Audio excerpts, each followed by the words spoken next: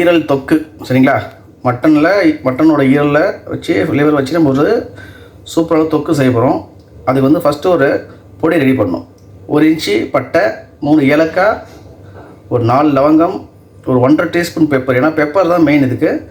அப்புறம் ஒரு 1 டீஸ்பூன் சோம்பு, 1 டீஸ்பூன் சீரகம், கூடவே ஒரு 4 காஞ்ச மிளகாய் சரிங்களா. இது வந்து நல்லா பொடியாக அரைச்சிக்கணும் சரியா. ஃப்ரெண்ட்ஸ் நல்லா இது மாதிரி சூப்பராக அரைச்சிட்டோம். ஓகே, இது வந்து நம்ம அப்படியே சைடில் எடுத்து வச்சுக்கலாம்.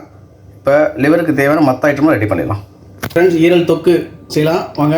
அதுக்கு பேன் வச்சுக்கிட்டு ஒரு 4 டீஸ்பூன் எண்ணெய் ஊற்றணும் சரிங்களா. எண்ணெய் காயிட்டும். எண்ணெய் லைட்டாக காஞ்சிச்சு. நம்ம ஒரு 2 ஸ்மால் சைஸ் வெங்காயம் அரிஞ்சு வச்சுருக்கோம். ஒரு 3 பச்சை மிளகாய் அரிஞ்சு வச்சுருக்கோம். அதை அப்படியே போட்டுருங்க. போட்டு நல்லா கொண்டு வச்சுக்கோங்க. வெங்காயம் லைட்டாக வதங்கினோடனே ஒரு மீடியம் சைஸ் தக்காளி சரிங்களா. இது நம்ம தொக்குன்றதுனால தக்காளி போட்டு செய்யலாம்.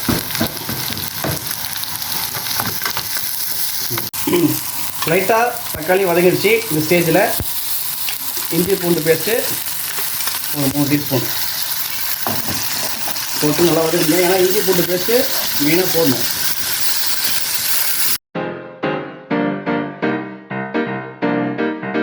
இஞ்சி பூண்டு வதங்கினோடனே இது வந்து 300 கிராம்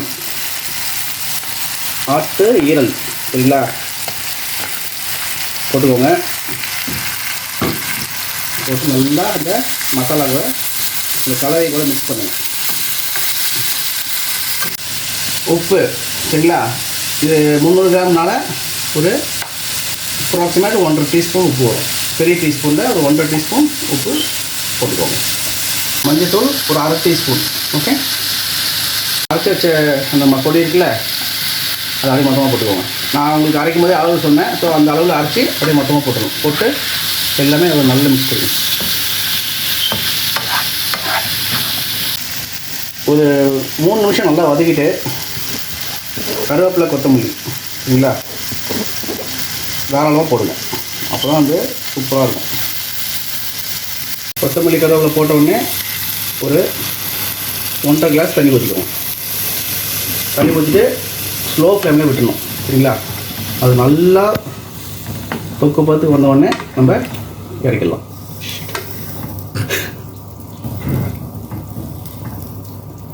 பாருங்கள் ஃப்ரெண்ட்ஸ், தண்ணி நல்லா சுண்டி நல்லா ஒரு தொக்கு வந்துடுச்சு பாருங்கள். 15 மினிட்ஸ் நம்ம ஸ்லோ ஃப்ளேமில் விட்டோம். அதெல்லாம் அப்படியே இறக்கிடலாம் சரியா. இது சாப்பாடில் போட்டு சாப்பிட்டாலும் சரி, ரசம் கூட தொட்டு சாப்பிட்டாலும் சரி, சாம்பார் எல்லாத்துக்குமே சூப்பராக இருக்கும்.